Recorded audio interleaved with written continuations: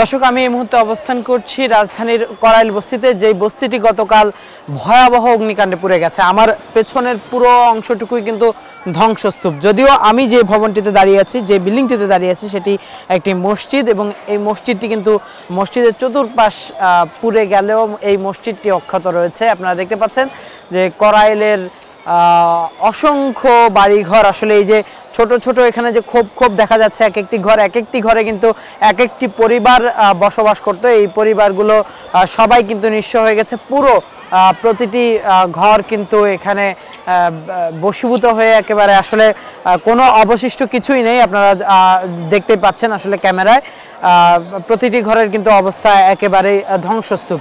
তার বিপরীতে যদি আমি এদিকে দেখাই যে এই যে করাইলের যে বাড়িঘরগুলো রয়েছে, সেগুলোর পাশেই শুধু একটি গলির পরেই কিন্তু এই মসজিদটির অবস্থান। মসজিদের যে এয়ার কন্ডিশনগুলো রয়েছে সেগুলো কিন্তু অক্ষত রয়েছে। মসজিদের যে ভবনটি রয়েছে, বিল্ডিংটি রয়েছে, 3 তলা বিল্ডিং, সেটিও কিন্তু অক্ষত রয়েছে। আপনি দেখতে পাচ্ছেন যে প্রতিটি ঘর, যদি আমার সহকর্মী আসলে এক একটি কক্ষ যদি দেখান, যে প্রতিটি ঘরের প্রতিটি কক্ষ কিন্তু পুরে একেবারে ধ্বংসস্তূপ হয়ে গেছে। এই ঘরগুলোতে আসলে অবশিষ্ট আসলে কোনো কিছুই নেই।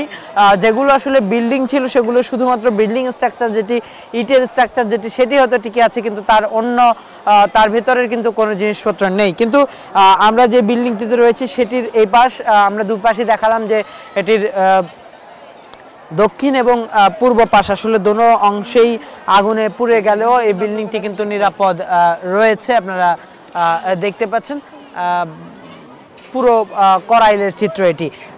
আমরা মসজিদটি আপনাদের যেই ভবনটিতে রয়েছে এবং যেটির কথা আপনাদের জানাচ্ছিলাম, যেটি আসলে আগুনে পোড়েনি, সেটির চিত্র আমরা যদি দেখাই যে 3 তলা এই মসজিদটি আসলে পুরো অংশটুকুই নিরাপদ রয়েছে, যার কারণে সবাই কিন্তু এই মসজিদটি দেখতে আসছেন।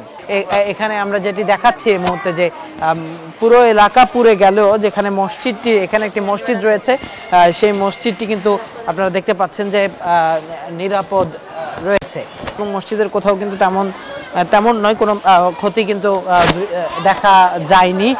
রাজধানীর করাইলের এই বস্তিতে যেই অগ্নিকাণ্ড হয়েছে, এই অগ্নিকাণ্ডে এখন পর্যন্ত যেমন খবর পাওয়া গেছে, তাতে অন্তত প্রায় 1500 পরিবার মূলত তাদের ঘর হারিয়েছে বলে আমরা জানতে পেরেছি। এবং এখানে 1500-র মতো ঘর পুড়ে গেছে এবং এখানে আসলে ঘর যদিও 1500 বলা হচ্ছে, কিন্তু প্রতিটি কক্ষে কিন্তু এখানে এক একটি পরিবার করে থাকতো, যার কারণে কিন্তু কত হাজার মানুষ যে আসলে বাস্তুচ্যুত হয়েছে তার হিসাব আসলে বলে শেষ করা যাবে না। তো এই ছিল আমার কাছে করাইল থেকে সর্বশেষ।